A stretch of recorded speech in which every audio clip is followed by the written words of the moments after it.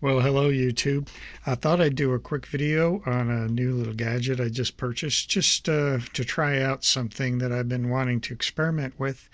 And I wanted to leave a review for a really talented maker out there, Wayne who makes the Constricta smoke machine.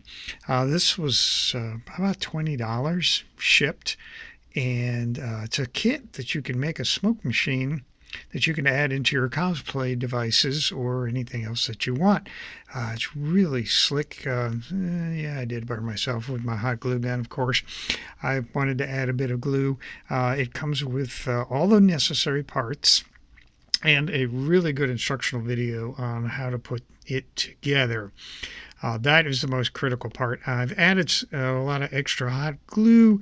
The reason for that is it is an air pump, and to get the most performance out of it, there are a couple of things you want to consider. One is make sure everything is sealed between the air pump and the actual smoke generating system.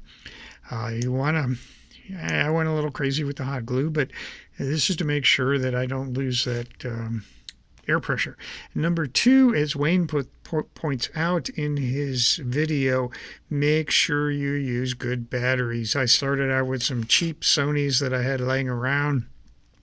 They did produce smoke, but once I switched to some really nice Duracells that were brand new, I really started getting some smoke.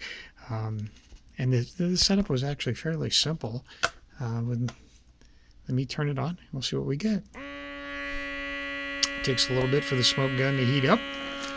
And once it does, look at that. I'm going to be experimenting with this guy, try to put him into my Ghostbusters backpack, or potentially maybe the wand. But I'm really excited about the amount of smoke this little guy's putting out. Like I said, for $20 for a kit that you put together, and then you can kind of customize it to you want. It really does the job. Thanks, Wayne. Hopefully I'll be buying some more products from you because I'm really jazzed about this one. Thanks.